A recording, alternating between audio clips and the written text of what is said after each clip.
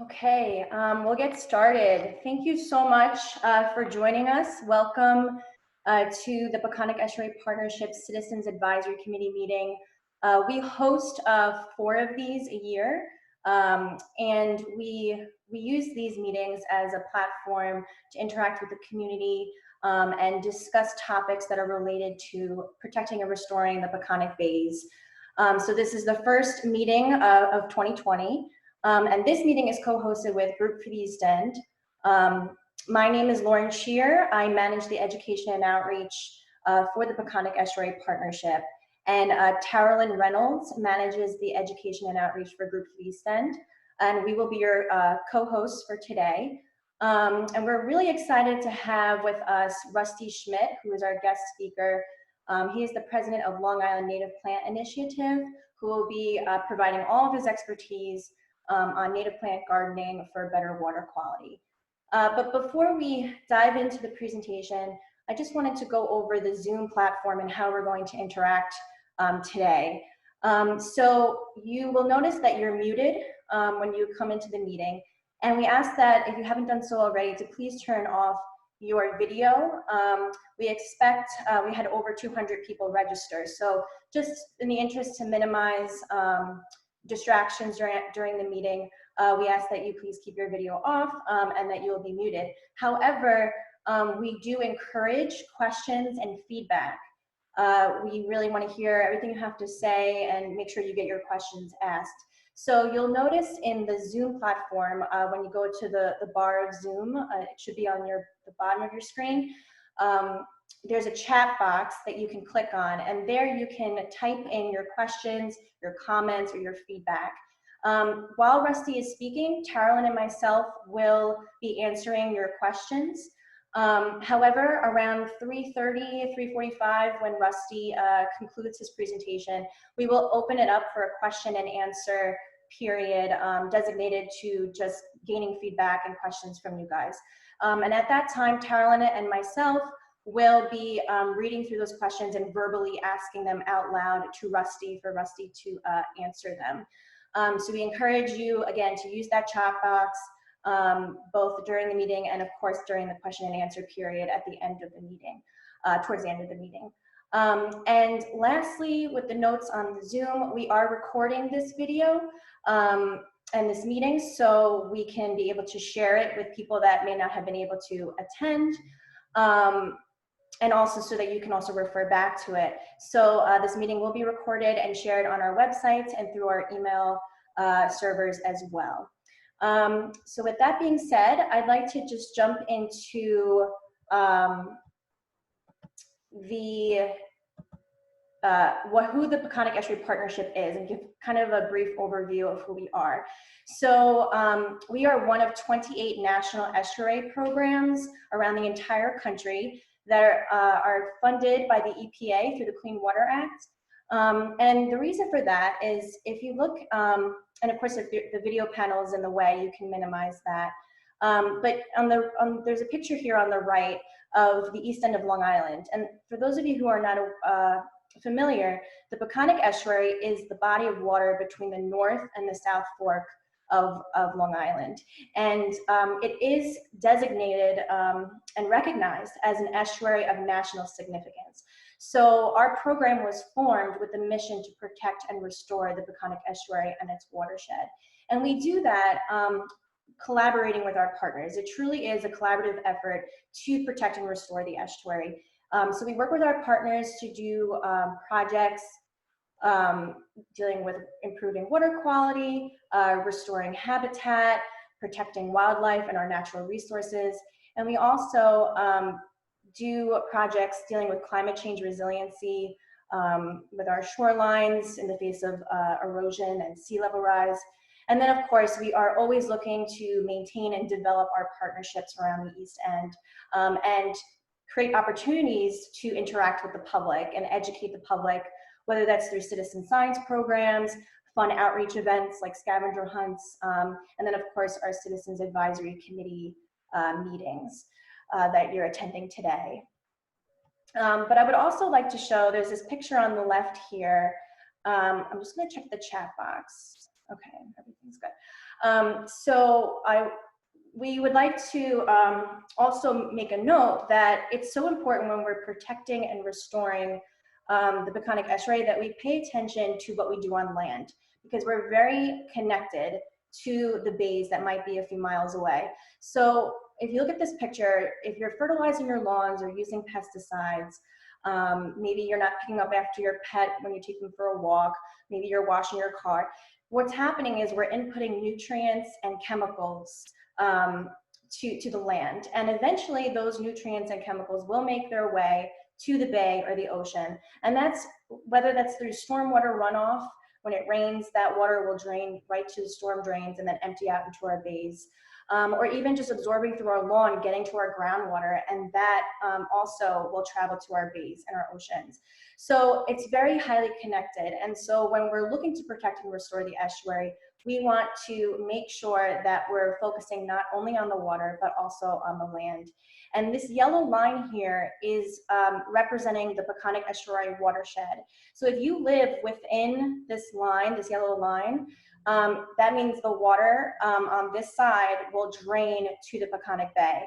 If you live on the other side of this yellow line, that water will drain to the ocean, and on the other side of the line, on the north side, your water is draining to Long Island Sound.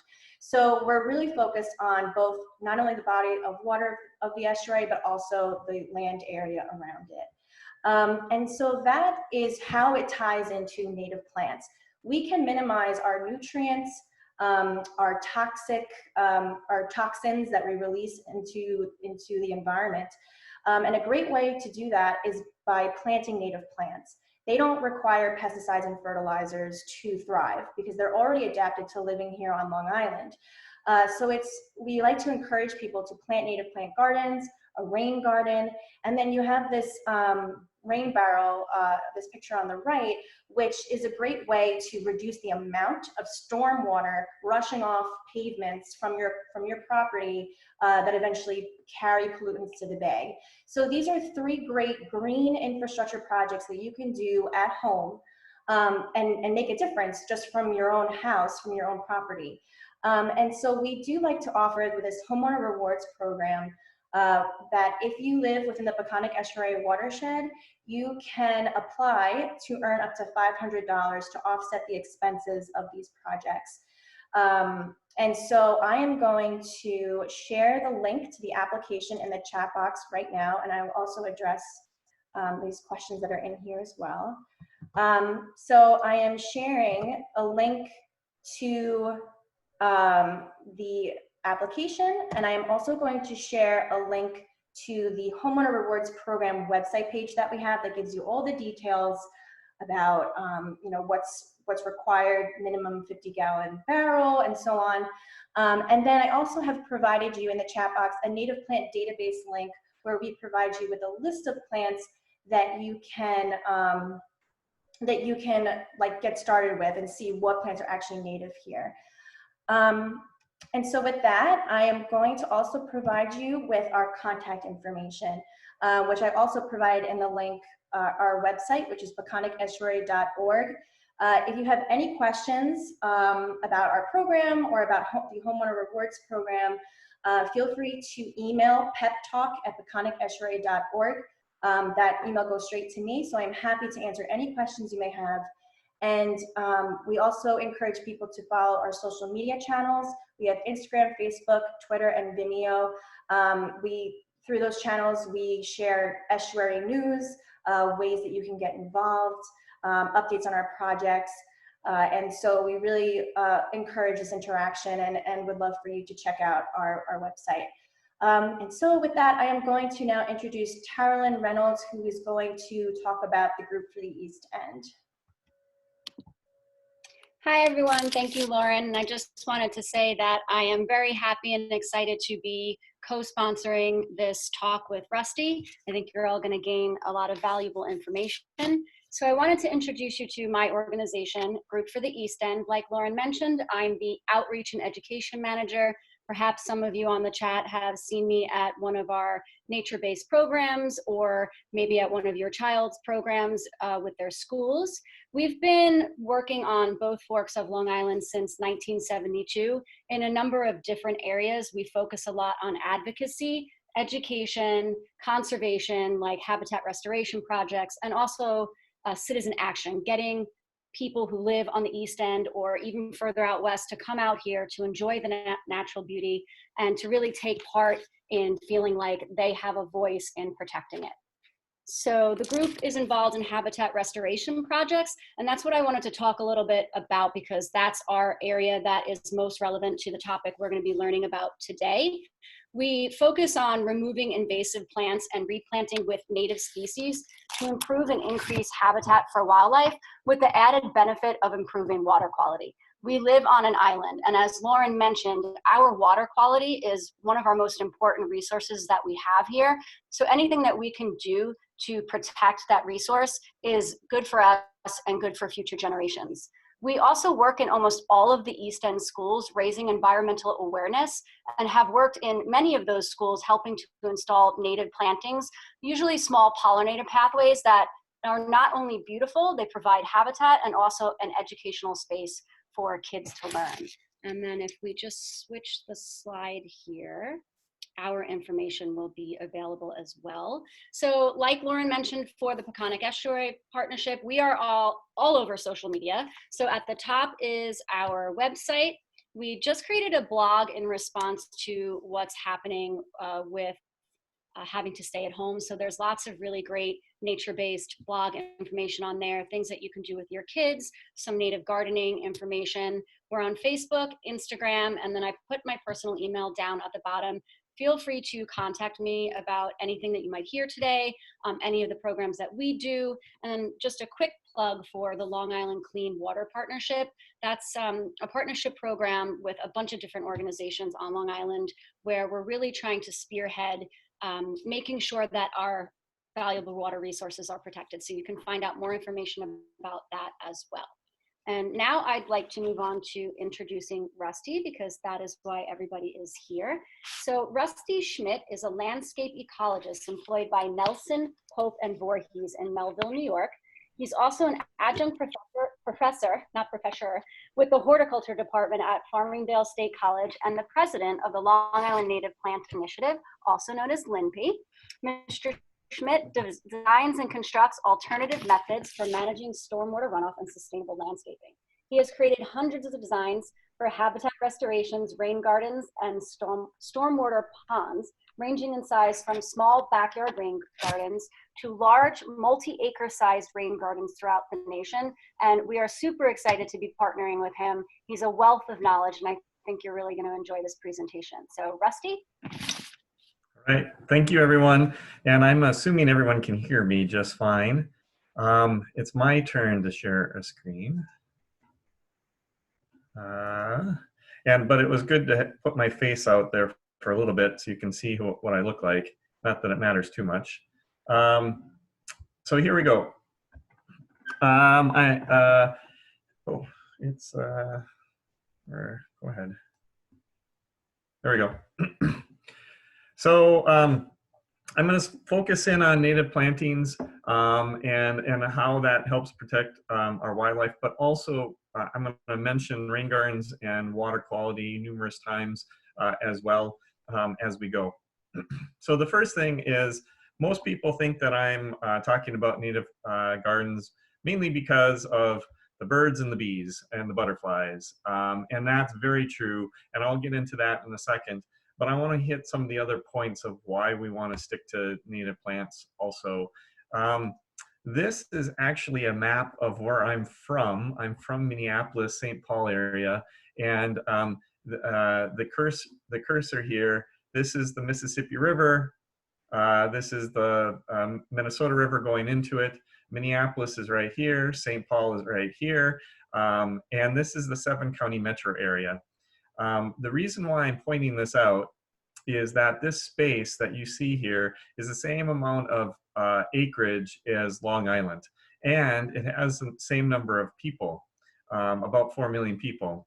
And then before we started, we moved, Europeans moved to the area when the when the Louisiana Purchase was conducted, and we purchased half of the United States, the area, and Minnesota is one of the first places that it happened, was being surveyed. And they went out there with survey rods and measured every mile, and then in between every quarter mile, to see what was on the property and where that we purchased and what was there. And they took meticulous notes. Well, there's a gentleman named Marshner in Minnesota, and in the early 1900s, he took all the notes from those and actually developed a map of showing what was actually in Minnesota. And so this was Minnesota. The dark green is the big woods. It was Laura Ingalls in the big woods, maple basswood forests. The dark blues are all the lakes. There's 10,000 lakes in Minnesota, or that's what's on our license plate. It's actually 11,840, but really, who's counting? The dark brown is the oak barrens, kind of similar to the oak openings that you see through much of the central part of Long Island.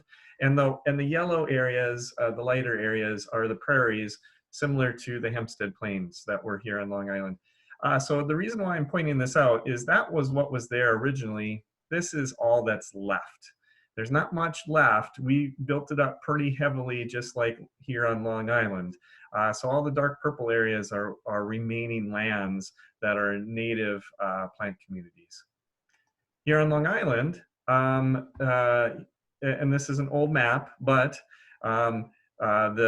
this is the oak brush lands, the center part of the island, kind of oak openings and brush plains. The North Shore is mainly oak, tulip, and laurel woods.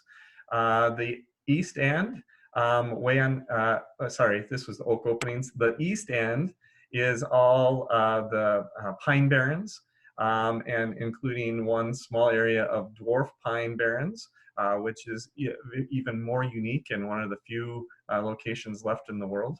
And so this was what was here. And the Hempstead Plains. The Hempstead Plains covered a good chunk of Nassau County. It was about 50 square miles. There's only 13 acres left. And what has happened is these yellow areas are the native areas left here on Long Island. And you'll notice that most of them are associated with parks or the pine barrens. So the reason why that's important is our plants that were here originally are able to withstand and handle the climate that's here on Long Island. So that was the bad news. Here's the good part. If you are actually here on Long Island, you can actually, the plants that are here are actually good to grow in the soils that we have, the weather's patterns that we receive, the wet springs, the wet falls, the hot, dry summers, the cold winters. I'm from Minnesota, so I don't really think they're cold, but that's another story. But they have been here and can handle the conditions here. So you don't need to add any inputs. The other reason why I want to talk about native plants is most native plants have very deep root systems. Your lawn grass has roots that are only a couple inches deep, where our native plants can go anywhere from a foot or more. In fact, what I'd like to ask, and I want you all to think about, is that you all pulled out a hosta or a daylily out of your garden, and they are about 9 to 12 inches of root depth. Some of our other plants, like purple coneflowers or black-eyed Susans, they have roots that are actually 6 feet deep. They go a lot deeper. So what has happened is that they have a deep, deep root system. So bluegrass, Kentucky bluegrass, most of our lawns, or even our fescues or zoysia grass, the roots are only a few inches deep, where here purple coneflower goes down about 6 feet. Our little blue stems and big blue stems can go down 8 feet. They're not even the deepest. Some of our really cool plants, like lead plant, Amorpha canescens, can put roots down 15 feet. So I wanted to show you a kind of a graphic of the depth of these gardens. So here's that purple coneflower, here's the little and big blue stems, here's that lead plant. If you don't quite believe me, The next here is my daughter and I were in, we're down in Washington, D.C. for a spring break a number of years ago. And when we were there at the National Arboretum or Botanical Gardens, they actually had a display of deep root systems. And you can see that these are about 8 feet to 10 feet off the ground, and you can see that they're tied up on the bottom. So many of these grasses are from the Midwest, but most of them are found here on Long Island, and you can see the depth of these roots that are that actually show up or are in the ground. Why is this important? It's not just because they have big structures of roots. What's more important is all plants, whether it's your potted plant in your kitchen window, your plants like your tomatoes and lettuces and whatever is in the garden, your annual plants, your perennial plants, the trees, the shrubs, all plants slough off 1/3 of their roots annually and stop growing 1/3 of their roots. The old root decomposes or decays, leaves a hole in the soil, and what happens is water finds these holes. The plant puts down new roots looking for new nutrients and new water, but those old roots are actually really important. And that hole is kind of like a reverse straw. Think of it as a way for water to soak through that column. And the deeper the root, the faster and more frequent the water soaks in the ground. So our water soaks into the ground faster with our deep-rooted plants, so that we have more water getting back into our aquifer. The other piece to this is that water is being cleaned and cooled. The best way to clean water is actually to run it through healthy soils, and healthy soils are soils that have root masses in them with mycorrhizas, bacteria, and fungi. Those mycorrhizas, bacteria, and fungi grab those nutrients and other chemicals, break them up. If it's nutrients, they provide it for the plants. If it's chemicals like heavy metals, maybe the soils will grab them and hold them and absorb them and do a chemical bond to keep them from moving. Or bacteria is being eaten by the protozoas that are in your healthy soils. So those are all really beneficial attributes that we need from these plants. And the deeper the root, the more opportunity for water to be cleaned.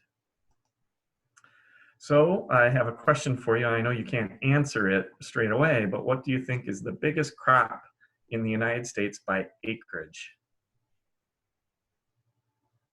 So here's the answer: lawn grass. There's more lawn grass in the United States by acreage than all of the other crops combined.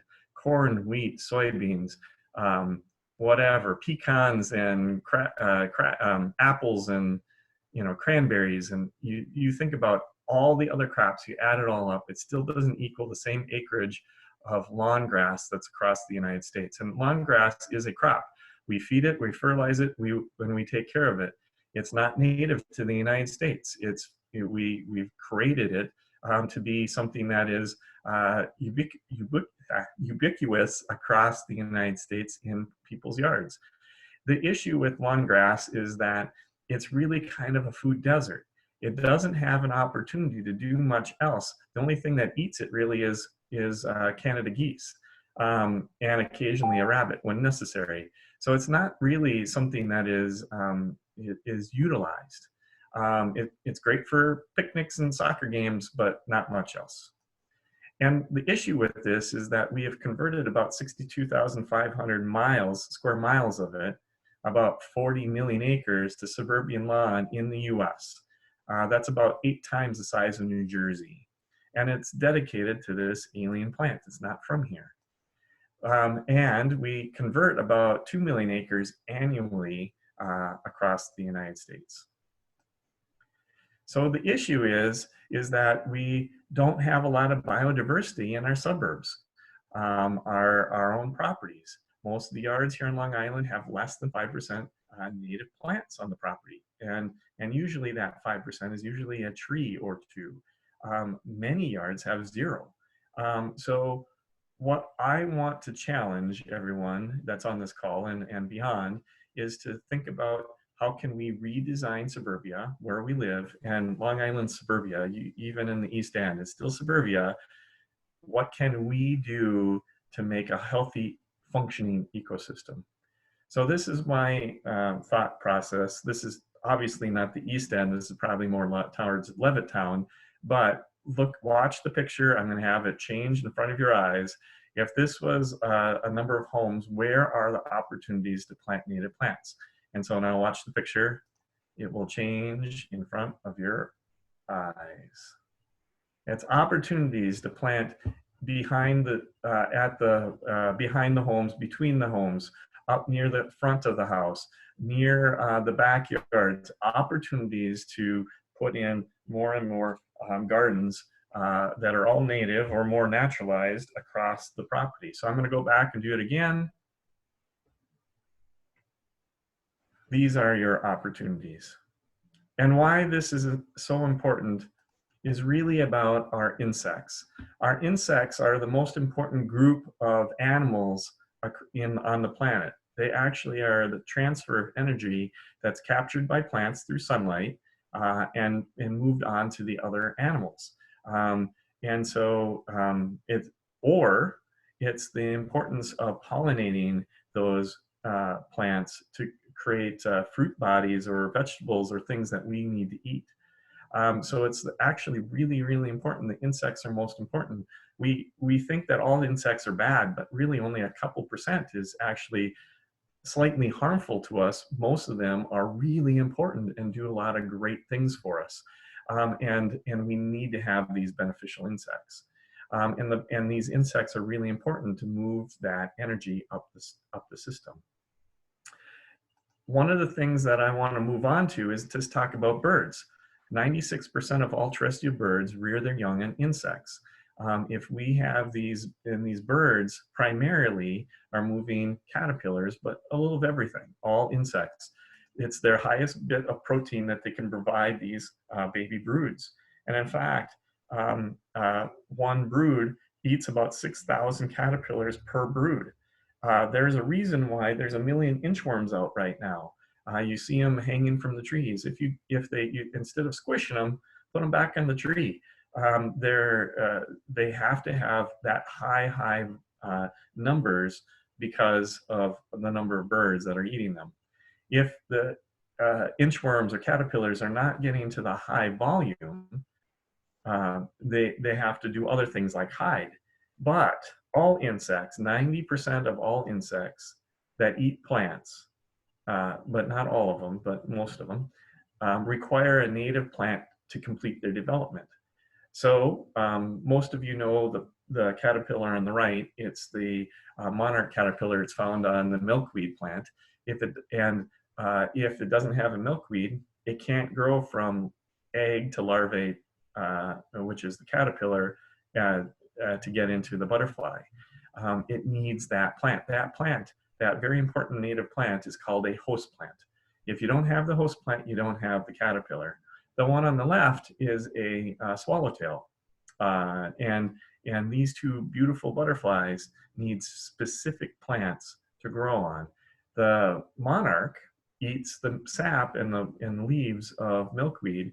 The sap of milkweed is actually a poison, and they become poisonous by eating that sap. And that's why they're so orange, kind of telling all the birds out there, hey, stay away, I'm poisonous, don't eat me. So if you can't make yourself poisonous and you can't have high numbers, the other direction to do is hide.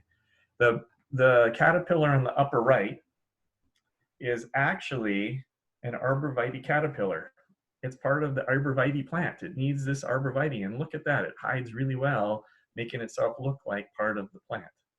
The one on the bottom left is a Liatris butterfly or moth, and again, the caterpillar looks like it's part of the Liatris family. The one on this picture, most of you are going to have to squint a little bit, but there's actually a caterpillar. It's the Laurel Caterpillar, and the Laurel Caterpillar is right eye here. This white band is the back of its body. It's right on the leaf itself. So you got to hide if you're not going to be in high numbers, and you're gonna need to make yourself some other way protected, because these darn birds are eating them up pretty quickly. However, because we don't have these native plants, because these plants are alien plants, we've actually reduced the local insect population. And studies have shown that areas overrun with alien plants produce 35 times less caterpillars, and that has also shown a high decline in our bird populations that we can see. So birds are a good indicator to let us know what's going on with the environment, if it's doing well or not. So now that we kind of know that we want to have these great insects, let's move on to the next thing of what kind of plants do we want. So if we're going to look at trees first, trees and shrubs, the tree that produces the most caterpillars, that has the most, is the host for the most types of caterpillars, is the oak tree. 534, almost 540 different kinds of caterpillars live on oak trees. So if you had a choice to pick if you can only have one tree put into your yard, why not consider the oak tree first? Black cherry is another great one here, found locally on Long Island. This list is actually produced by Doug Talamay out of, he's an entomologist out of University of Maryland, I think, or Virginia, I forget which. No, sorry, way off, Delaware, University of Delaware. And he has kind of created this list, and this is a list from his book. But look at this, these kinds of trees. Not all of them are found here, but most of them are. Look at blueberries. Blueberries, 288 different insects use the blueberry as its host plant. So in the pine barrens on the east end, the dominant trees, the pitch pine, white pine, black cherry, followed by some oaks, and the understory is blueberries. All the different kinds of blueberry plants and huckleberry. So look at that. We have the pines, 203, oaks, 534, black cherry, 456, blueberries, 288. That's a lot of insect life that those plants are helping produce. If you want to go towards the perennials, the top one is actually Solidago, goldenrods. So the goldenrods it's a misnomer that they cause hay fever. They just happen to be blooming spectacularly when the plant that's really giving you the hay fever is green flowers and doesn't show up very well, which is the ragweeds and the mugworts. But goldenrod, big time, great plant, and the asters. Followed by, and you can go down the list. You'll notice there's a few plants on here that are not found natively on Long Island, like this morning glories, but you can see that there's a lot of great ones on this list. So that book that I was recommending is actually Bringing Nature Home by Doug Talamay, and then another good one to help understand what plants bring in what kind of pollinators is Heather Holmes' Pollinators of Native Plants. What's really kind of nice, so Bringing Nature Home is really about why do we do this and the importance of it. It's a pretty fast read, even though it's a fairly sizable book. It's a really good book to understand why native plants. But the pollinators book is kind of what's the next step. So where this is really helpful is it brings in, talks about the plant and then what pollinators are known to come to that plant. So I'm going to back out for just a second from the screen, and I want to go to my, yep, where is it? I want to go, come off, there we go. I want to show you my screen for just a second. There's another book that I'd like to point out, and I'm going to try to make sure it's readable. It's Native Plants for Agriculture. It's kind of a native plant book for how to produce different foods, indigenous foods. This one is by Indigenous Landscapes. And so what's really kind of cool about this book is it really kind of helps you look through things that are edible. So that's another resource that most people do not know about. Again, we'll have all this stuff as part of the packet that's being shared. So I'm going to go back to my screen. So now that we kind of know about the host plants and the pollinators and a little bit and what's going on, I want to hit a little bit about some of these plants that are really kind of cool. So for instance, and the insects that come along with it. So if you really want the Luna moth, which is a stunning moth, comes out in the evenings. It only lives a week or so, but it has this really cool looking caterpillar. You need the walnut family plants. If you love the painted lady, it's the most populated butterfly on Long Island. You really need yarrows, pearl everlasting, thistles, and mallows. One of my favorite butterflies is the buckeye. Most people don't see them very often, but once you start seeing them, you're just going to be falling in love with them. They really need the plantains and the toadflaxes. It might be the ugliest caterpillar or the coolest caterpillar, depending on your point of view, but it makes a stunning butterfly. Another one of my favorite butterflies is these little azures or little bluets, the little blue butterflies. They're very small.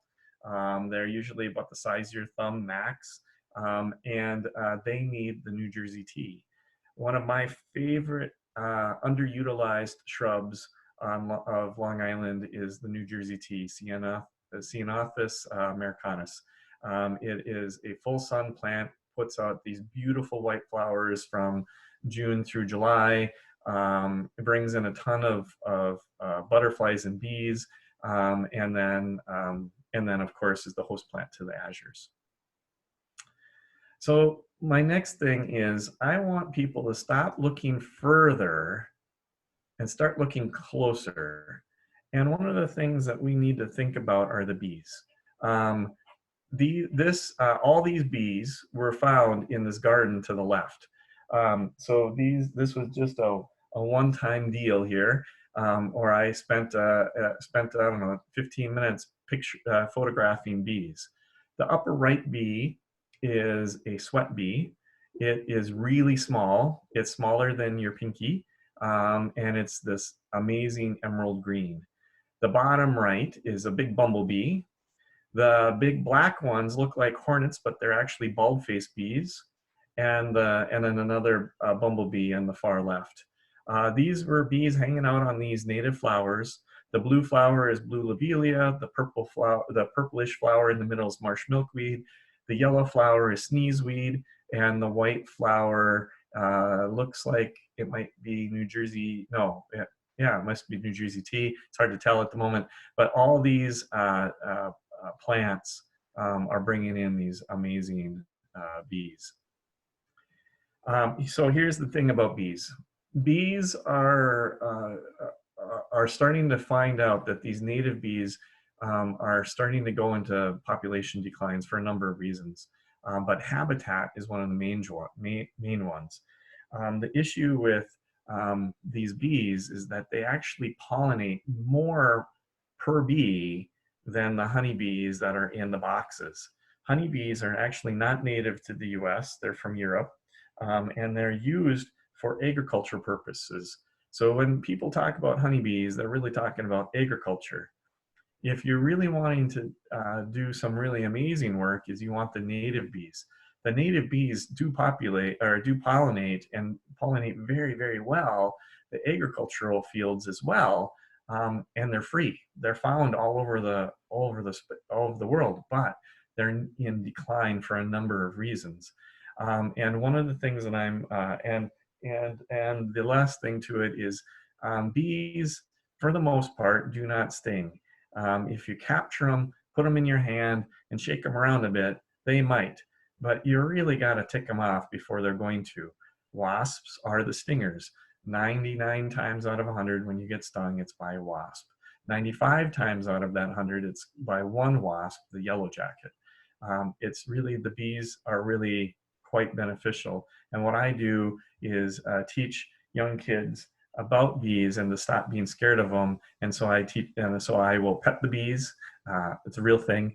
I will then, after petting the bees, say, hey, check out this one, this bald-faced bee. Look how kind of mean it looks. And this one that's in this picture doesn't have the face mask. Most of them do have a face mask. And then I say, so what's that face mask look like?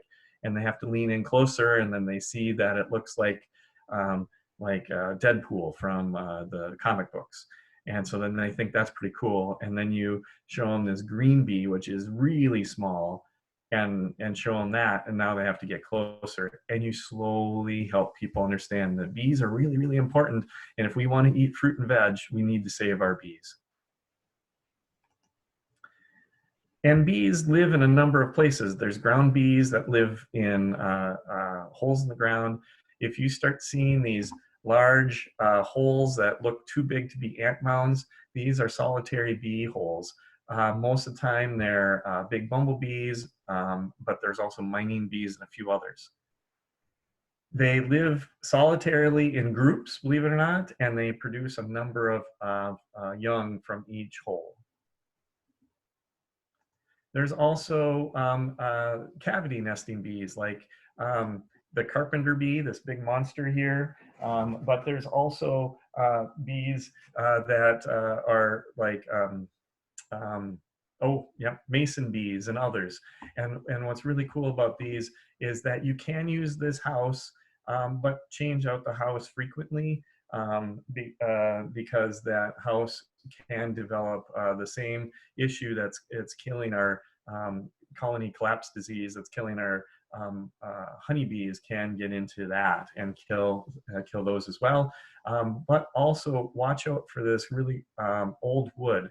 One of the things that I really would recommend for our bees is that when you go to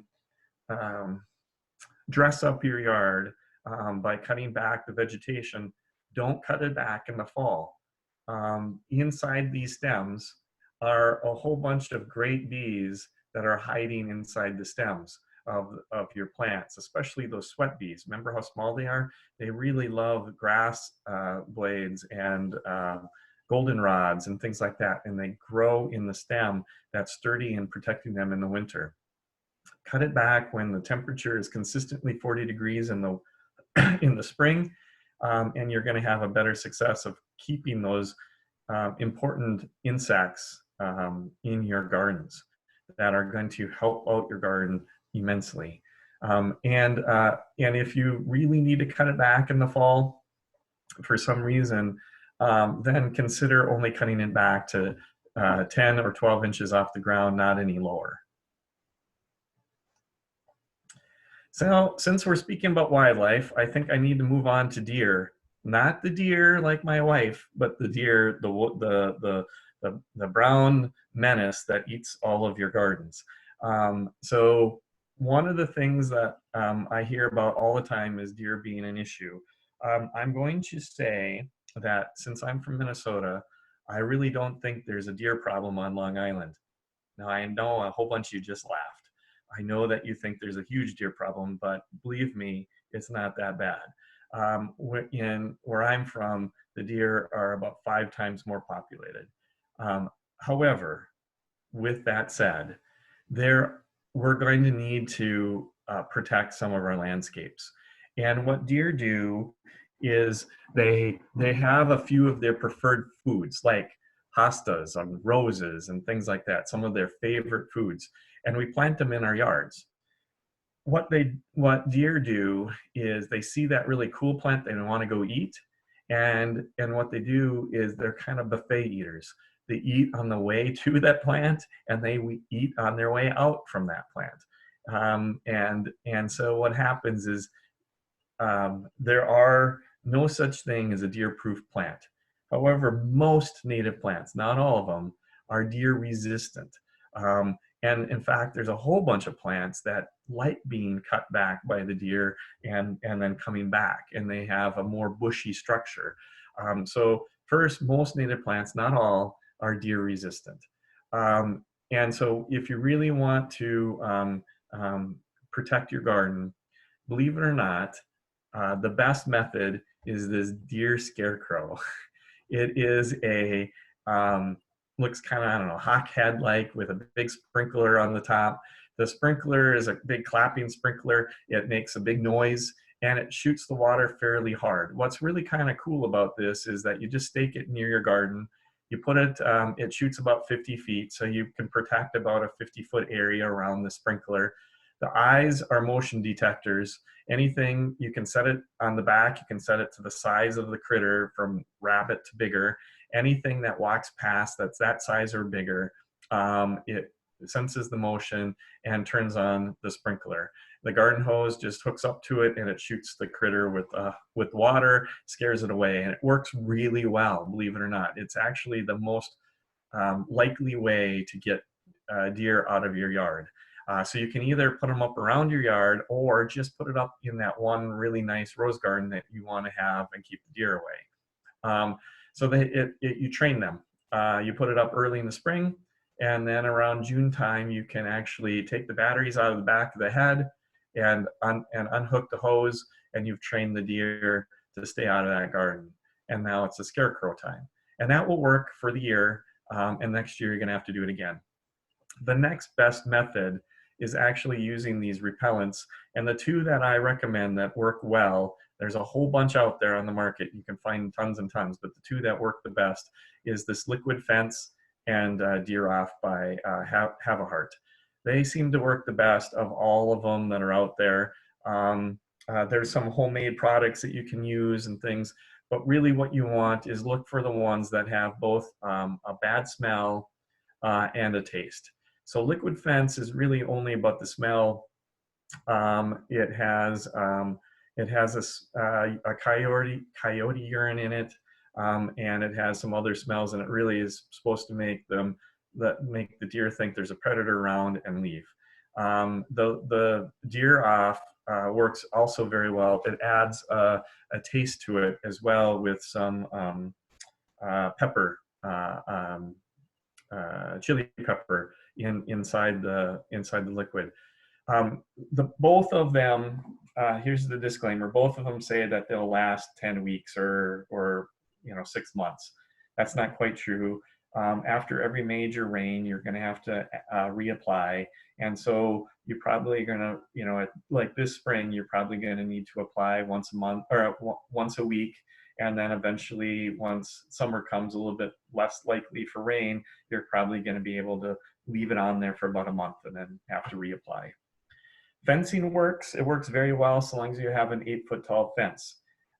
You all live on the ones that live on the East End, or most of New Yorkers have gone to a winery. Look at how tall the fence is around the vineyards. And there's a reason for why they're 8 feet tall, because a deer can jump over 7 feet. So you really need to have a tall fence to keep the deer out. And sometimes that's the worst idea to put around your vegetable garden in your backyard. So look at these other methods to consider.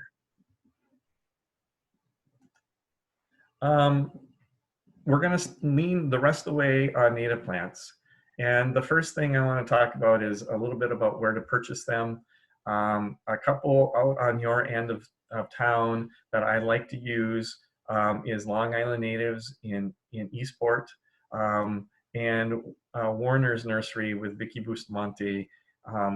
Both of them, reach out to them. They have true Long Island plants. Reach out to them, get the order done ahead of time. They pull it for you, especially now with this COVID-19 issue, is that they'll pull it for you. You drive up and you put it in the trunk of your car and off you go. And by ordering ahead of time, they don't have, even when they're not COVID time, they're not always available to answer questions and things. That you really need to kind of just order the plants and go. So that's Another one out in your on the east end is Peconic Herb Farm. They have a lot of good plants and others. There's many, many others. We've provided, I believe that Tara Lynn was going to be putting a pamphlet into the chat box, and that is a PDF of that. In that chat box has a whole bunch of things, in that PDF is a whole bunch of things of other programs that are out there. Information about native plants, invasive species, and most importantly, a long, long list of where you can get plants. Not just on the east end. It's for all of the Long Island area. So if there's people on the call from Nassau County, there's a couple over in Nassau County as well. Limpy, who I'm the president of, Long Island Native Plant Initiative, we do have plants. We do not have a sale going on this spring for a number of reasons, but we're growing plants now and hoping to have a plant sale this fall. And so you can keep an eye on our website, limpy.org, or if you're really interested in some of our plants, you can reach out to us at our through the email and ask for specific plants. And again, we could pull things and have them prearranged, ready for you to pick up. See the websites and work on it. My recommendation to all those folks that are purchasing plants, one of the things that is really important is buying the right plant. So I'm gonna go into that in a second here of where to find the plants, but the other piece to it is understand your botanical names. They're hard to pronounce, but they're really important. If you ever see a quotation behind the names of the native plant, then you know it's a cultivar. If you see an X in the name, you know it's a hybrid. And so really try to get the true native plant. For NIMPY, what we do is we are going out and collecting seed from wild populations around Long Island of native seed, of native plants. That seed then is used and propagated. And then what we do is we take half of the seed and put it into a seed bank for long-term protection and holding on to it for future years in case something devastating happens to a population of our plants. The second piece that we are doing is the other portion of it, we propagate and then we plant them into a founder's plot. Our property that we're using is at Brentwood at the Sisters of St. Joseph. And we have our greenhouses and our founder's plot there. At our founder's plot, we do 1,000 square feet and we plant nearly 500 plants to 700 plants of one species in that 1,000 square foot area. That 1,000 square foot area with that number of plants, we actually separate them by having different populations or different accessions. So we get 7 different populations around Long Island.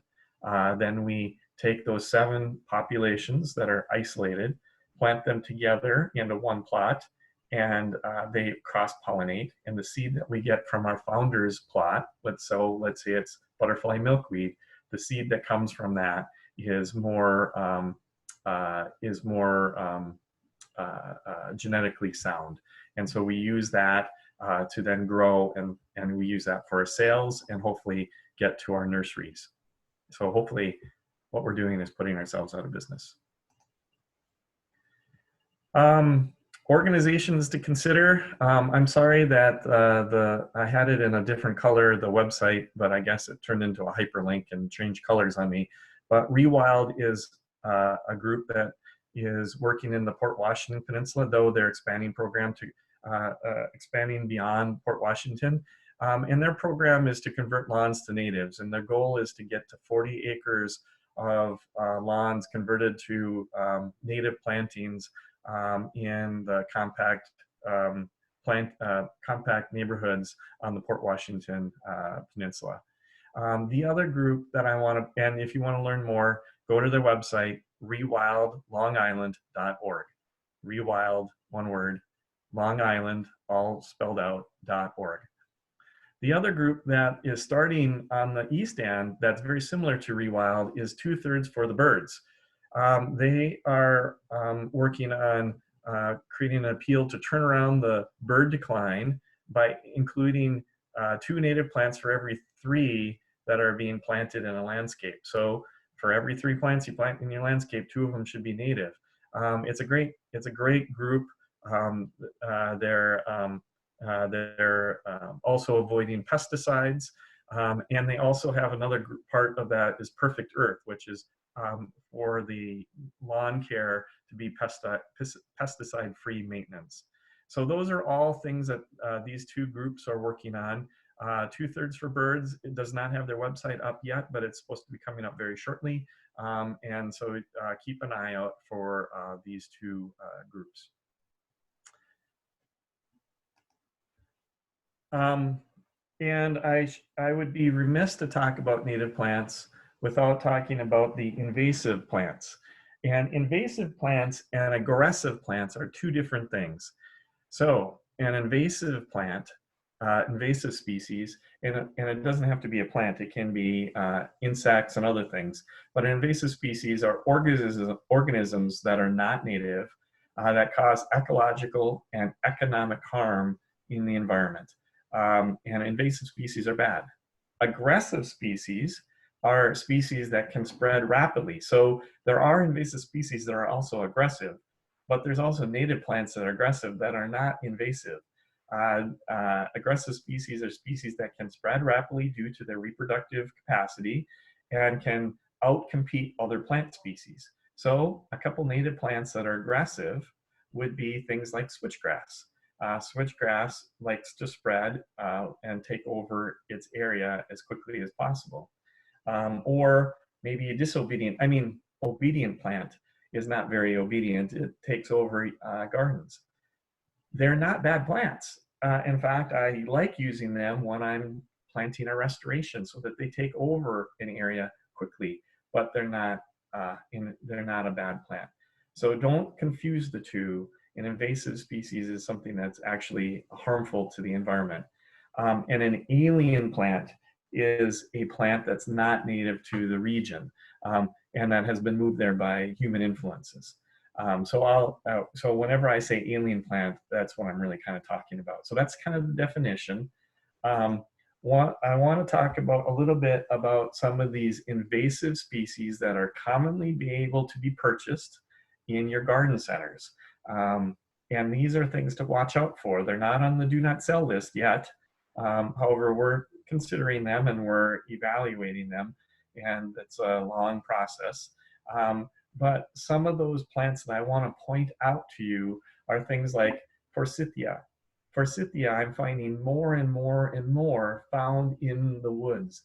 The only way it's getting there is by birds and wind. Nobody's planting it out there. And what happens with Forsythia then is it pushes out some of our native plants that are out there. Or Buddleia. Buddleia is starting to be a bit more aggressive and seeding itself out in the woods as well. So that's a plant that is starting to become more and more of an issue. Buddleia is also known as butterfly bush, and butterfly bush does bring in butterflies, but it really doesn't have the other capacity of being a host plant. So I'd rather that you use the host plants over butterfly bush. Rose of Sharon, another one. And anyone that has it in their yard knows that they're yanking it out in multiple places in the yard. The problem is it doesn't stay just in your yard and the neighbor's yard, it's actually getting into the woods as well. Same with Japanese and amber maples and English ivy. English ivy, everyone kind of knows, is a terrible ground cover in that it kind of covers up everything and grows up trees. But what happens is once it starts going vertically, once it starts growing up the trees, it has a flower, produces a berry, the birds eat the berry and are dropping the seeds in the woods. And now Japanese and Chinese wisteria is starting to show up too. And wisteria is spelled wrong, I'm sorry. It's W-I-S-T. So to get the full list, go to the Long Island Invasive Species Management Area or lisma.org. That will give you a full list of what really is invasive to Long Island and what category it's in, whether it's a early detection plant that we're really trying to eradicate every single one that we see, like I'm sure you've heard about the spotted lanternfly, or if it's something that's a little lower in the totem pole.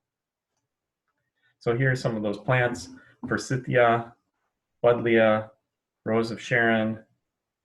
This one's the Japanese maple, but Amur maple is not much different. English ivy growing up the trees, and then Wisteria. Okay, so now I've talked about the bad things. One of the things that I just realized I don't have in my pack, or it's in the packet but not on a slide, is where to find out if a plant is good if it's native. And that is to go, if you Google New York State Flora, F-L-O-R-A, Atlas. New York State Flora Atlas. That is the best source to determine if a plant is native to New York, and if so, where in New York it would be found. So if you, and so if you go there, you will be able to either type in a name of a plant and find out if it's native or not, or you can click on the county and see all the plants that are native to that county. So enough of the bad stuff, let's talk about the good stuff. I want to talk about native plantings, rain gardens, and a few other things, and I want to just start showing different designs.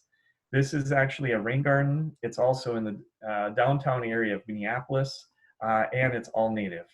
This one is planted as a wild and woolly garden, or a meadow, or a prairie, and it's all kind of all together.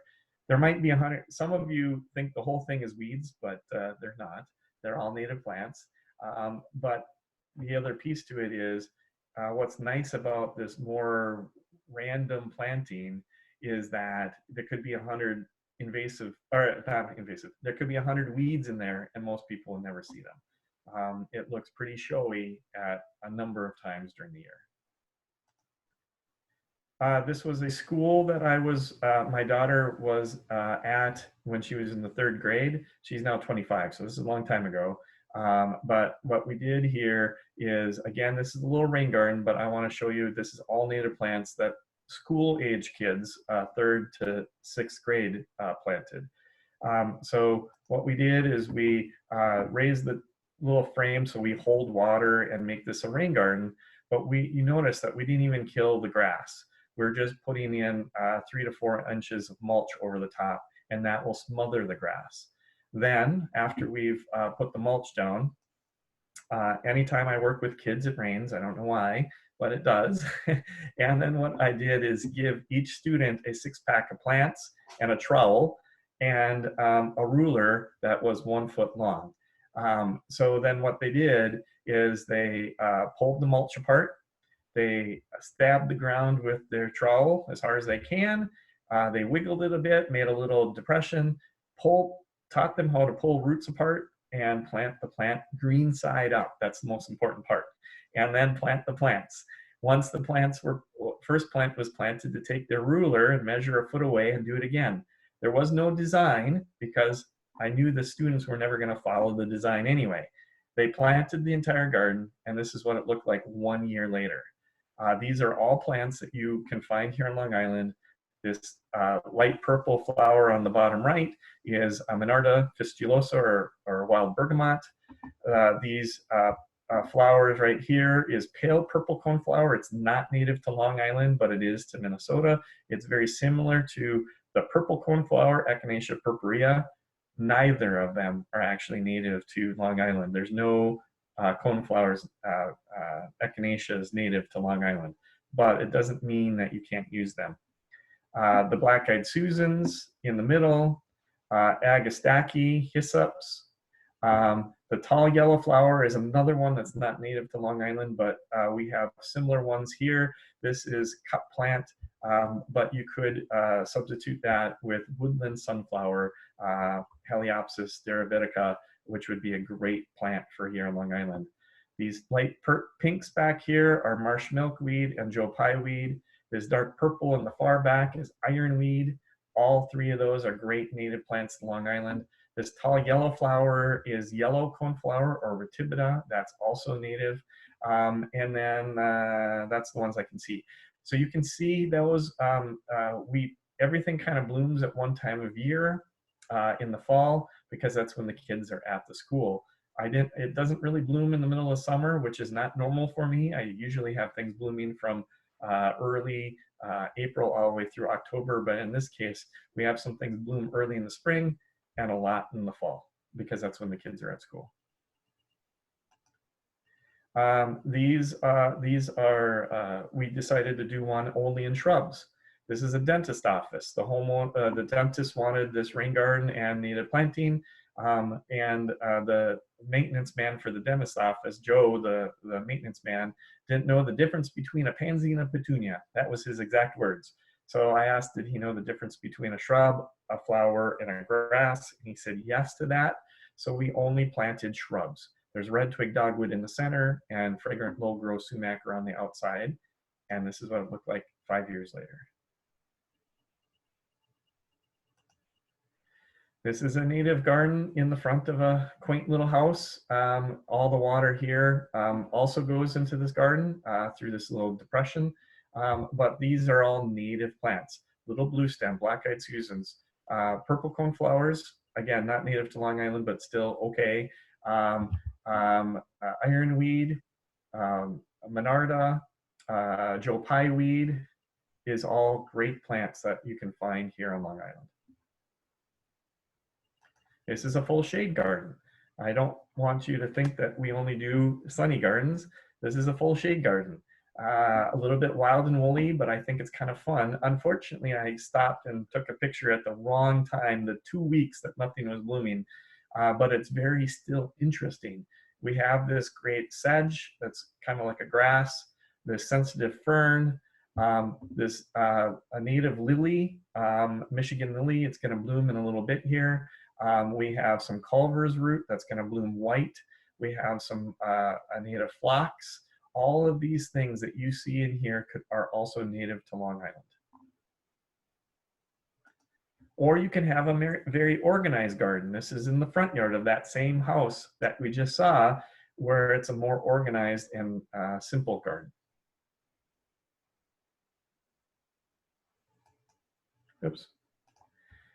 This one's in Kansas City, but this is mostly shrubs. And look at you get that great spring color with flowers on the shrubs, and then you get that great fall color with the shrubs late in the season. Plus, you got a few flowers here and there scattered throughout. So this is late fall, leaves are turning colors.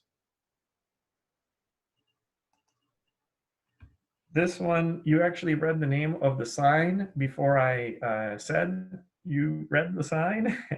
All the plants actually point at Target. So it's kind of like going to the cemetery or having Uncle Sam point at you. All the plants line up with the sign, so no matter where you're standing, when you see the plant, you kind of automatically go up and read the sign, automatically go up and read the sign. The reason for that is Target asked me to put in this rain garden, which is all mostly native plants. There's a few non-natives in there, but mostly native. It's definitely over 2/3. The Target wanted me to not hide their sign. I said, what if I pointed at it? So that was what we did. So you can use native plants in an organized fashion to get what your goals are. Or how about this car wash? Wouldn't you like standing at this car wash waiting for your car to come out, checking out the bees and the butterflies coming near you? This is also a rain garden and native planting for a home in St. Paul, very small yard. And what was kind of fun about this is once we did this section, the homeowner decided he wanted to do more. And you can kind of see in the background here, but I'm going to turn that, there's that bridge. This is the only patch of lawn that he has, and he has his little patch that he can mow with a real lawnmower in about 5 to 10 minutes. And puts out his lawn chairs and sits and listens to the birds. What I have noticed with homeowners with native plantings is that you smile more. You pull out very few weeds. In fact, he's got a little ragweed in his hand. He spent a little while searching in his garden looking for invasive species or weeds, and he pulled out one plant. What I love about this is what happens is these native gardens need no additives, meaning no water after it's been established. You don't need any fertilizer. You don't need any pesticides ever. These plants will do just fine in the soils that you've provided them, and they will improve their soils. And what I have noticed is that when you go out there to check out your garden, you should just bring in an adult beverage, or in this case, a Diet Coke, and a smile. This is a large lawn area that we converted a good chunk of it into native plantings. So where I'm standing when I take this picture is an assisted living facility. The building in the background is an adult daycare. And so the trees stayed.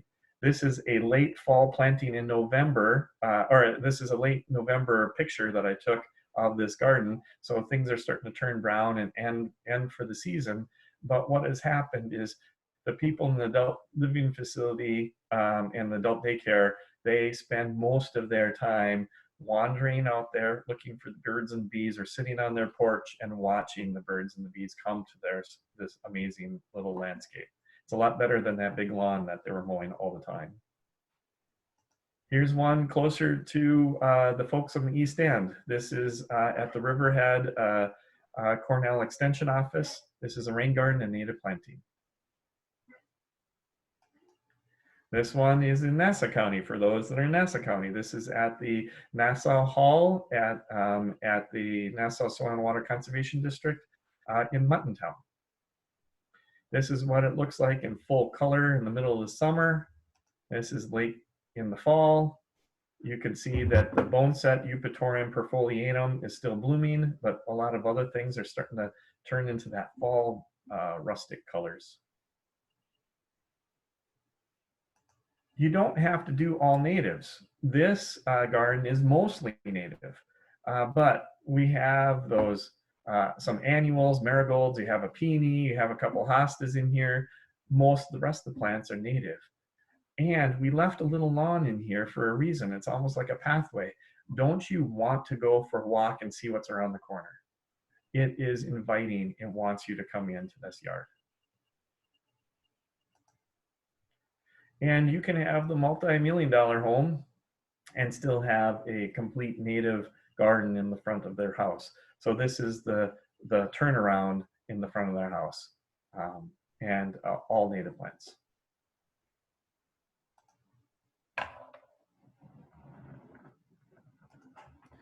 Or you don't have to go that big. You could just do a little patch around the mailbox. You don't have to go monstrous. You just stick to some natives.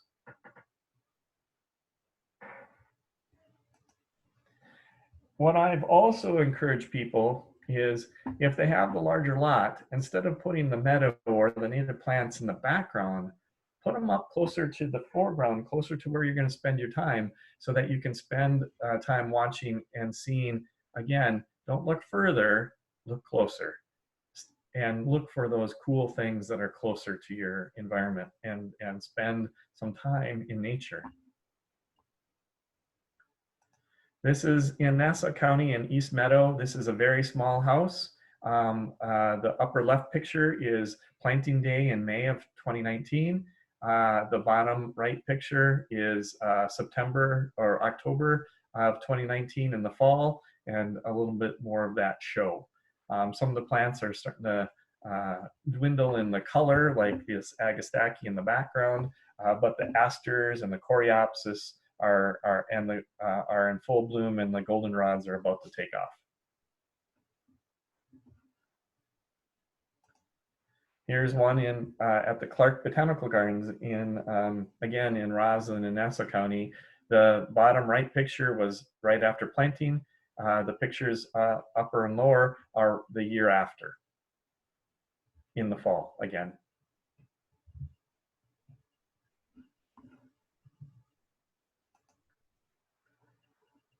This is a great, amazing group of plants with Agastaki in the foreground, Liatris in the midground, Joe Pye weed, boneset, or one of the eupatoriums, like similar to Joe Pye weed, black-eyed Susans, some pearl everlasting. There's a whole bunch of really cool plants in here and things that you would find that you can use right here in Long Island. Again, another one that's more cottage look, groups of plants. Or you can put a little more organization into it. This one has a gazebo, destination in the background. These plants are going to be full bloom in another 2 weeks, but all these plants are kind of organized together. And this one is organized and producing a height to block the view from window to window. Or very organized in front of the business. There's a few non-natives like the sedum in here and the daylilies, but all these other things in the background are native. Or a warehouse or a manufacturing plant. This is near the parking lot of a manufacturing plant. You can start thinking about all those other spaces.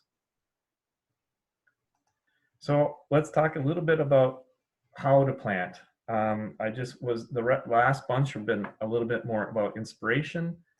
This next bunch is a little bit about how to plant and what is the direction you want to plant, putting things together. One of the first things that I like to point out is to plant plants in groupings. The two on the left, you can see, are monster groupings. They're actually huge in size, and you have 40 or 50 or 70 plants together. There's not very many species together, but you can see large groupings. By putting those large groupings together, what happens is you get a bigger show of plants that all bloom at the same time. The ones on the right, again, it's not very many species, but it's kind of repeated. So you can see this white one is repeated 4 times across this garden, or this darker yellow one is repeated 4 times in this little garden. By doing that, you get you get a little bit of show together. What I call this is the Sesame Street approach. What you do is by planting plants together, you don't have to be a botanist to remember what you planted or where it was planted to figure out which one's the weed. The weed is the one that doesn't look like the others, hence the name Sesame Street approach. So what I'm doing here is pointing out how I design. I plant in groupings or swaths or rays. And I learned that from a gentleman named Pate Odolph. He was a mentor of mine back in the Midwest. And this is actually the design of his for the Highline.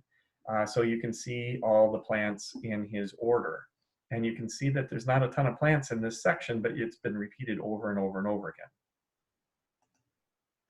And some of his designs in the Midwest, you can see this big group of plants working together.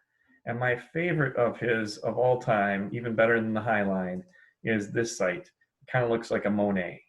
It's absolutely stunning group of plantings. But here on the Highline, in New York City, most of the plants are native, not all of them, but you can see that the groupings are together.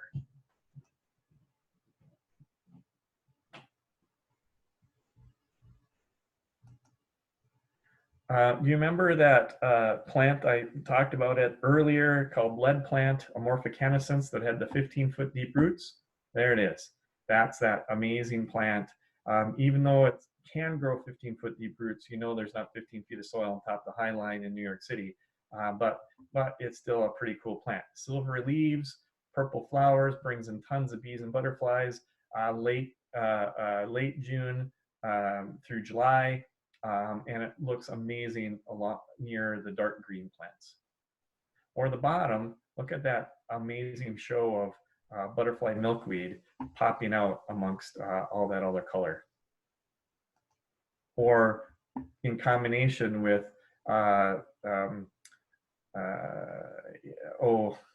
Oh, I got it off the top of my head. I'm going to keep moving. This great purple flower, I got it off the top of my head. It's driving me nuts. I'll remember after I close the presentation. Or the orange butterfly weed, the non-native astilbe, but look at that combination with this grass. The grasses are really important. You need to put, it can't be just flowers. Well, you can just put flowers in, but the grasses added structure to your garden. The grasses hold the flowers upright, so you don't have to stake anything up. The grasses are the structure that birds and other critters hide in. The grasses are important to have the caterpillars put their cocoons on. All of that is, the grasses are very much important from a function and ecology. Most people don't put enough grasses into their gardens. They put a lot of flowers and forget about the grasses. This is another paid odoff at the New York Botanical Gardens. This is the native garden, native gardens at the New York Botanical Gardens. So not only do I do the organized planting of planting plants in groups, the other thing that I like to do is start to talk about cues of care, showing that a planting is supposed to be together. One of the easiest things that you can do is put in a pathway. By making a structured, organized pathway like that lawn grass that was mowed earlier, or this brick one here, it kind of, one, draws you in, but two, it brings out an opportunity to show that it's been done on purpose. Or a retaining wall. These are rain gardens that have a retaining wall that dress up that garden to make them look intentional. This is shortly after planting these gardens. Or maybe a split rail fence, or an arbor, or the pink flamingo, or the bird bath. It doesn't have to be crazy. It's just a little bit of whimsy or a little bit of structure into your garden that ties it together. One of my favorite things to do is to put in rain gardens or in gardens is to put a bridge through it so that you get inside the garden, not just on the outside. Or in this case, I have a little bird bath. It's my attempt to being Zen. Do you remember that garden a little while ago that was all in shade with that was fully developed with the plants that were mostly green and about to bloom? That's this garden when it was right after planting. One of the things that I learned, and I learned this a long time ago in the 1990s, was I had a corner lot, and not this one, but I had a corner lot in Minnesota that had two major streets on the corner and sidewalks in front. And I took the whole corner and built it into a prairie, all using only prairie plantings in a full sun setting. I had near the sidewalk plants that were only knee high, and the plants on the top of the hill away from the corner were shoulder height or taller. And I thought it was looking absolutely stunning when I got a call from the city telling me that it was I was breaking the law and that I was breaking the weed ordinance. So I went out. I heard that on a Friday, and they were going to come out on Monday to talk about it. And so on the weekend, I was looking at my garden going, where's the weeds? I couldn't find any. They're all native plants, but they're native plants. Well, so what I did is on the corner, I took the split rail fence. I put one post at each corner. It was a triangle. And then I took one rail and laid it down in each direction to kind of just put it into place. I've been meaning to for a while. And so I did it. It cost me $45 and an hour of time. On Monday, the city engineer, planner, and naturalist came to my garden. The naturalist thought it was the best garden he's ever seen in his life. That's what his words were. And we were starting to botanize of, oh, is this and is that? And we're talking about all these great native plants. While the engineer said he got in his car and drove around the corner a number of times, and he felt it was safe and that the plants were so short at the corners that a young person riding their bicycle down the sidewalk wasn't going to get hit by a car. So he was okay with it. And the planner told me, and again, this was like the early 90s, said that I was breaking the law because I had a whole bunch of plants that were over 12 inches tall, because that was the ordinance. A weed is any plant that was over 12 inches tall. By the way, that was the ordinance across almost the entire United States at that time. And so then I said, so look at those people across the street. They have those big hostas with the big leaves. Those are over, those are called umbrella hostas, and they're like that's like 2 feet to 2.5 feet tall. They're breaking the law. Wow. And then I pointed out the daylilies next to him at the next house, and I pointed out the next house. Anyway, long story short, I convinced him that he had to give everyone in the entire city a citation and remove all of the plants in everyone's front yard because everything was over 12 inches tall, or change the law. And that's when I had a lady from down the street come up to me and yell, "He must have been weeding all weekend long. It looks totally different than he did last week." So now I knew who turned me in. By the way, her name was Martha. She ended up being one of my best friends, and we gardened together for years. But what I learned that day was this cue of care, that by putting up those split rail fences, because I didn't weed, it was a cue that it was done on purpose. So it's really important to look for these cues to say, this is not a garden, or this is not a weed patch, this is a garden plot. Again, a bridge down the middle and a little fence around it. Or in this case, this is in Maryland, this is a boxwood hedge, but this could be an inkberry hedge, native plants, in an organized garden in the middle. And you can see that the irises are starting to bloom in the middle, they're just starting to bloom. Or a wild and woolly garden with a split rail fence. It's one of my favorites. And all these plants that you see are actually native here on Long Island. And in shade, and layering plants is really important. And you do not need to have lawn. You could consider a lawn substitute. In shade, maybe it's Carex pennsylvanica, Pennsylvania sedge. It only grows 3 inches tall, you never have to mow it. Or in sun, and it will grow better than lawn in that full shade. In the sun, maybe this prairie dropseed or low grass. So I hope I inspired. I hope I gave you some ideas. And I just want to say thank you for spending the moment with me. I'll have my eye on you, as this dragonfly does. If I drive by your house and see you planting a hosta in the full sun, I will stop and get out of the car and have words with you. But let's have fun planting and enjoy the wildlife that comes to our site.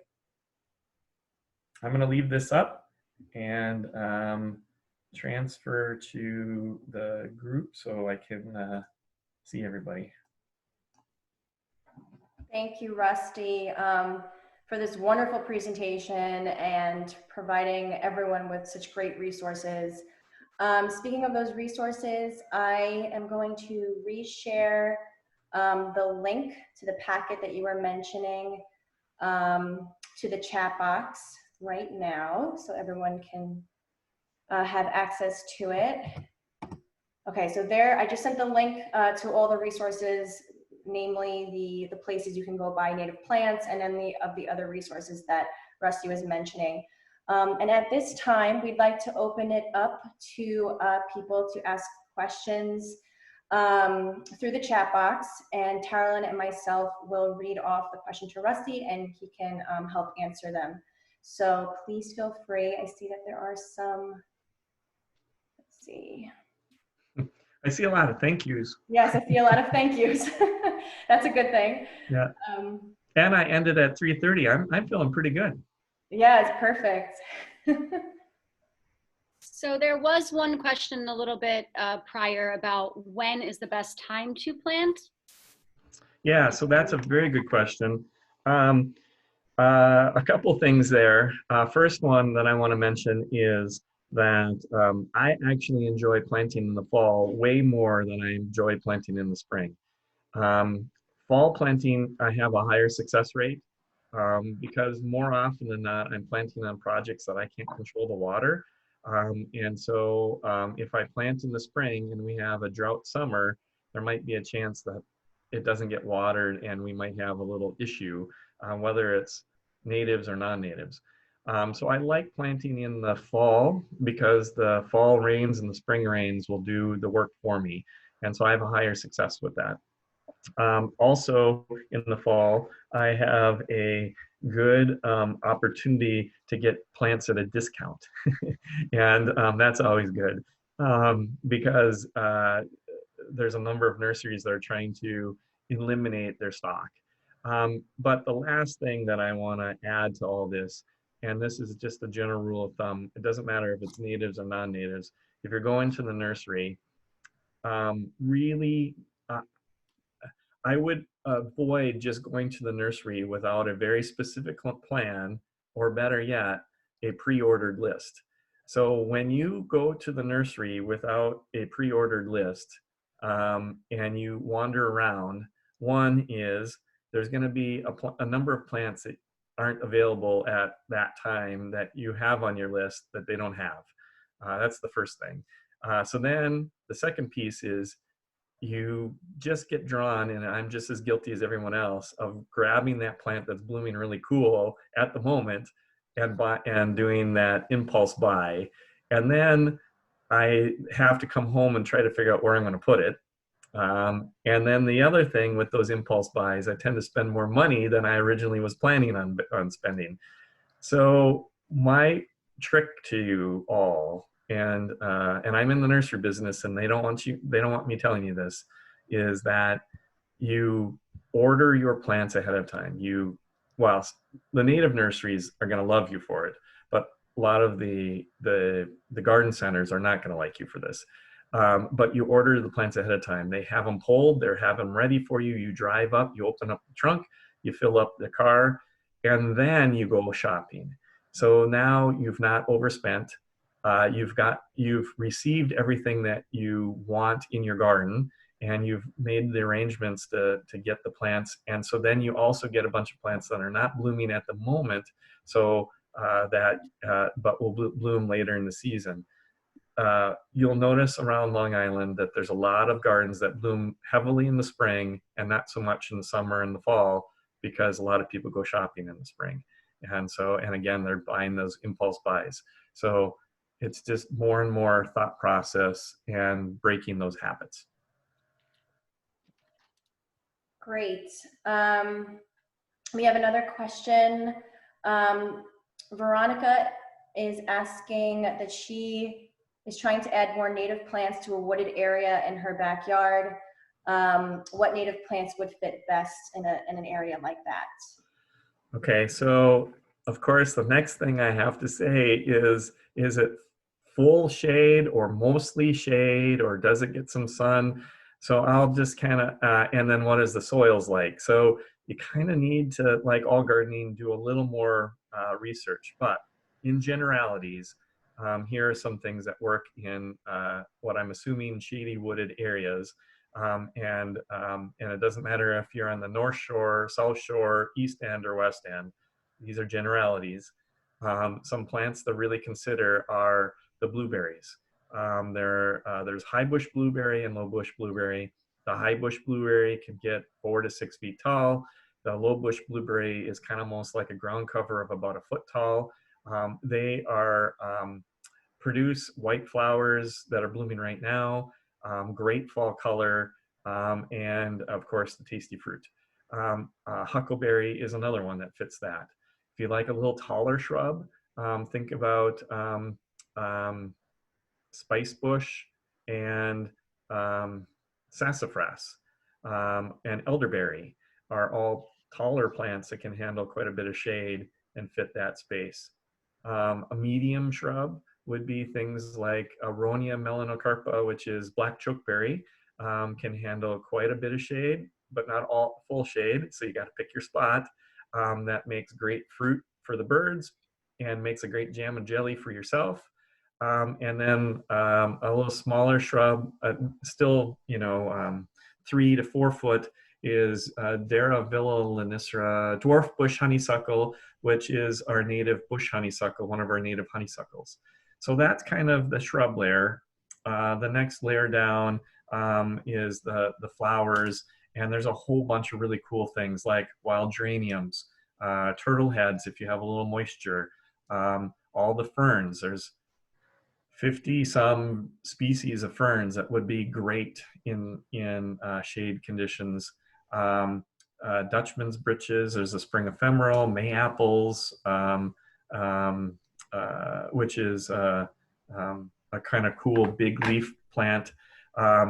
There's a number of wood asters, so asters that bloom late in the fall.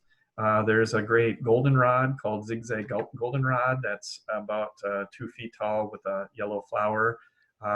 Woodland sunflower, I think I mentioned that earlier in the presentation. So that's a big range of a bunch of really cool plants that will fit in that site. Oh, and one last one I have to say, one of my favorites that's underutilized is cohash, black cohash. It's another kind of a white flowering, fairly tall perennial. Great. Go ahead, Taryn. There was another one that you were going to. Yeah, there was a couple of questions about garden design. So what are some resources that people could go to help design a space? And I listed a few books, but I thought maybe you could speak about that, Rusty. Yeah, there's a ton of books out there on how to design garden spaces.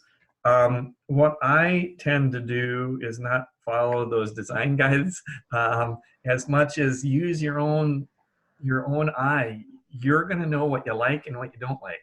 If you don't like yellow plants, just because it's a great plant that might fit the space doesn't mean you should be putting it in. So think about what fits your eye. The good general rule of thumb is plant perennials about 18 inches, 12 to 18 inches apart, so that they touch. The more that you have plants touch, the less likely that you're going to have space in between where weeds will grow. The plant shrubs at their width when they're fully sized. So if it wants to be 6 foot diameter, look to plant them around 4.5, 5 feet apart, again, so that they touch and so that they have an opportunity to grow more cottage-like instead of more arboretum-like.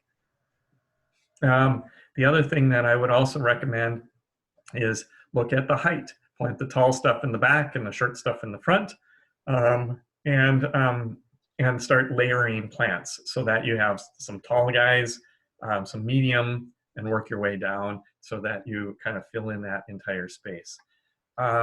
Look for those kind of cool plants. Look for things when you're out in the woods or wandering the beaches, or if you're on the shoreline, or whatever. See the plants. If there's something that you like, take a picture of it. Use iNaturalist or Plant Finder and see what it is, and see if it's something that you could potentially use in the future. And then I plant in groups. 3 to 5 is a good ballpark, or more. So the more plants you plant in groups, I think kind of helps you with ID later. I think those are kind of the good general ballpark design concepts. There's a number of books out there, and they will all say a whole bunch of different things, and frankly, I think will just confuse you if you start reading too many of them. If there's a design that you like, follow that person's design and don't bother reading other books, because I think you're just gonna get yourself frustrated and confused. And then I had one more thought process. It's gone. Go on. Well, that's great advice. There's a question from Beth.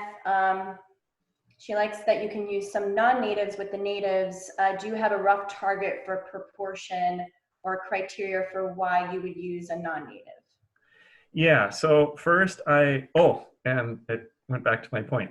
If you find that plant in the wild and you take a picture of it, just make sure it's not an invasive species, because unfortunately a lot of plants out in the wild right now are invasive species. So you know, like Russian olive looks amazing right now, but it's an invasive shrub that is in full bloom and smells great, for instance. Okay, so non-natives is okay. The general rule of thumb, and so is the 2/3, 66%. I tend to shoot for 70 to 80%. My wife is English, and so I have to plant some plants that are aesthetically pleasing to her, and maybe from England. As long as they're not invasive, they're okay. And so that's the first thing. So I try to shoot for 70, 80% native plants in my garden. And then those other non-natives, you'll notice that there's some things that are really common that are great plants, like autumn joy, or the sedums, the tall upright sedum. It's not taking over the world. It's going to take over in your garden and fill in a space and produce a lot of nectar for the bees and the pollinators late in the season. Or the still bee in that shade. Having a still bee in the middle of your shade garden for the woodland garden is not a bad plant to put in. So think about making sure it's not invasive, and try to put it in for that. It still provides that other function of being a pollinator is what I tend to choose. Okay, so the next question we had was from Laura, and then someone prior had asked something similar. So how crazy should you go about plant needs? Dry, kind of moist, wet or sandy, kind of rich? Basically, there's all these requirements, and she's saying she can get paralyzed by the requirements. So Yeah. how do you deal with that? Okay, that's a very good question. Okay, so the first thing is, if you need to change your soil and put a whole bunch of additives into your soil to get your plant to grow on your spot, don't do it. Change to a different plant. I don't really worry about getting in the specifics about, is this plant needing to be wet or dry, sandy or clayey. I kind of look does it need well-drained soils or moist soils? Be a little more general to that. Most of Long Island, not all, is sandy soils with well-drained soils. So if you know that if you don't have puddles sitting in your yard, more than likely you can lean towards that drier plants, the well-drained soil plants. In the areas that if you have a puddle that's sitting in your yard and is kind of damp for a long period of time, now you lean less towards the well-drained plants and more towards the plants that need a little bit more moisture, and choosing plants that fit that need. And don't get paralyzed with that. And last piece, these plants are native. They are good with the soils that are, if they're native to Long Island, they can handle the soils that are on Long Island. So don't get paralyzed with the soil need. Get more thought process into, does it need moisture or not so much moisture? And that's it. So for instance, a non-native plant that I'd like to point out, everyone seems to have one in their yard, is hydrangea. I have one in my yard. It came with the house. And I don't have the wherewithal to take it out. I like to leave it right where it is. It's doing fine. However, if it dies, I'm not going to be all that sad. So here's the deal with hydrangea. Hydrangea is one of those plants that shouldn't be planted here on Long Island except for in a rain garden. Hydro is in the name for a reason. It needs lots of water. And our soils, for the most part, again, is dry. So there's parts of, Huntington area that is clayey and wet and makes sense to maybe put a hydrangea in. Or in that rain garden where you're directing water to it all the time makes sense. But putting it in your front yard in that sandy spot, you now need to add irrigation. And that's an additive. I'd rather not have that additive and choose a different plant that can handle that same space, that produces some amazing whatever you're looking for. Great, it makes a lot of sense. Next question is from Anita. Any suggestions for dealing with moles and voles? Okay, so I'm sure a few people laughed about the deer scarecrow that I mentioned earlier. And I bet a whole bunch of you think that it doesn't work. It works really well. Here's another one of those crazy tips that you think is not going to work, but it works really well, is there's a thumper. It's a disc about, I don't know, 3 inches across. It is on a little post. It has a battery in it. You put it into the soil. Back when we could fly, you'd always find it in the in the Sky Mall magazine, but you can find it online, and it's I don't remember what they're called. I've always called them a thumper, but it's a little disc that you put into the ground, and what happens is it has a little plunger in there, and it knocks a ball bearing inside, and it makes just enough vibration that the voles and moles don't come onto your yard. It doesn't kill them, it just pushes them into somebody else's yard. It does work, and it works really, really well. And you just need to replace the battery every once in a while. So that works, and you can slowly keep pushing it out a little further. So if you start close to the house, you get them away from the house, and you just slowly keep moving them out a little further. You kind of slowly push them out until you have like a perimeter of them around the outside edge of your property. So that works. All the other methods that are out there are killing methods that I don't personally prefer, of getting rid of moles and voles. I kind of just tend to work with them, and they love lawn grass underneath, but other than that, they don't seem to eat some of my other plants. So I kind of tend to let them be. Okay, we did have a question from Barbara Roberts about rain barrels. And where to get them, what's the positive about using them? Okay, so I use rain barrels. In fact, I have a couple on my own deck. I use rain barrels for to water my pots and vegetables. So I have rain barrels on my deck that take the water from the roof. I purchased mine online for about $60 each. They are kind of a unique design. If you Google rain barrels, you'll find 100 different websites selling you 100 different rain barrels, and you can get everything from a small little barrel to that holds 50 gallons to one that is the size that's 1 story tall in the shape of a teddy bear that holds 1,000 gallons. It's crazy what's out there. Lean towards something simple. And only get what seems to be appropriate for the water need. So I have 2 barrels. All the water from a portion of my roof goes into these barrels. Then what I do is, and I hook them together so that they fill equally full.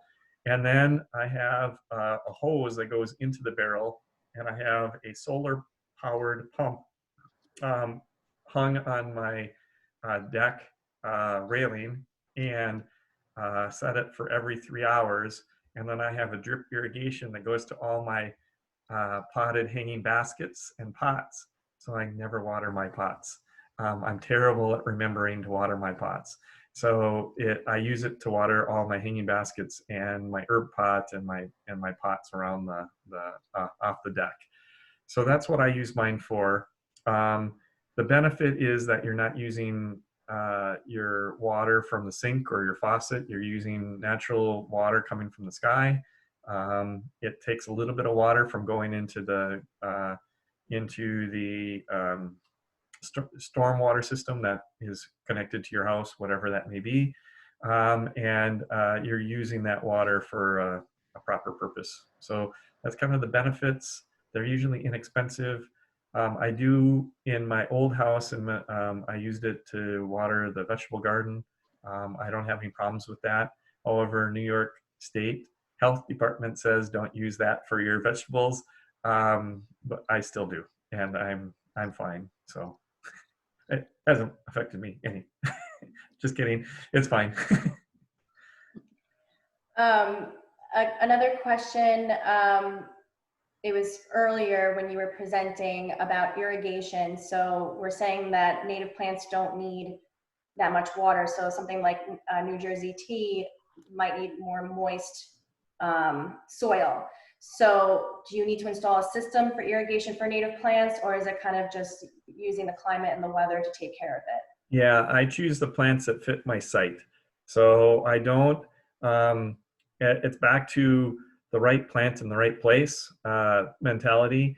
And if you really want New Jersey tea, you need to have a spot that has it's well drained but damp. So water comes off of the sidewalk or off the house or off the driveway to it and still be in sand and it'll be just fine. Um, or you pick the spot at the bottom of the hill of the backyard that the water kind of tends to go towards. So I choose the plants that fit the spot, and I don't want to use irrigation. In fact, this new house that I purchased has this amazing in-ground irrigation, and I know I will never turn it on because it's not. And so it's just not worth it to me. I don't want to use our precious Long Island aquifer groundwater that's got a finite amount of water for irrigating our landscape, lawn or garden, and keep it for drinking and using it for potable sources. So I'd rather use what comes from the sky and what is given to us naturally. That's great, because it's not just about water quality, but it's also about water quantity too. Right. Yeah. Right. And back to what the rain barrel is useful for. If I do have a really bad drought and I have a few plants that are starting to show signs, I take the water out of the rain barrel and water, and not out of not from the hose. Yeah, it's a great way to reuse water that way too. Mm-hmm. Do you know the name of the mold device, or there was somebody that asked if you had the name of what you used? Give me a second, I will find it. You can see what you're looking at. Yeah. But keep going. I can answer another question while that's. I think there was one question earlier about asparagus, but I mentioned that we're covering mostly native garden plants, and I'm not sure your expertise on veggies. So I said that may not be something we would. There is a native asparagus farm here on Long Island. It needs a little damper soils.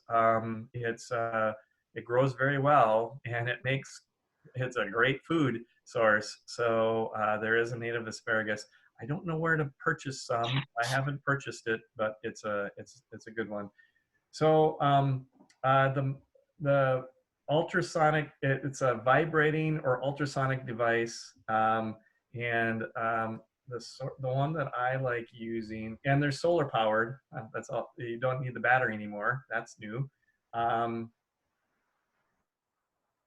It is Sweeney's 9012 Mole and Gopher Pack. So there you go. I knew I'd find. I knew I'd sort of remember, but it works really well. Great. And another question just popped in. Is there a native evergreen you can recommend for part shaded areas? Okay, so unfortunately, you gave me not enough information, but I'll give you a few. So I'm going to give you a whole bunch of choices here. For a beautiful part shade tree, evergreen, is the American holly, Ilex opaca. It is that Christmas tree looking one. It's got the sharp leaves. It has the amazing red berries. It produces a ton of white flowers inside that are small, that it just becomes a buzz with bees about this time, even though you don't really see the flowers. And then, of course, I've seen white pine and pitch pine also do well in that part shade condition growing up. So then after trees, I'm going to go to shrubs. One of my favorites is Ilex Glabra or inkberry. It kind of looks like a boxwood, but it's our native. Again, it puts out blackberries. It was used in the colonial days as ink, and it has, again, a bunch of white flowers that the birds come, or not the birds, the bees come for, and the birds will eat late in the season. In a damp area, a little bit taller, is mountain laurel, Kalmia latifolia.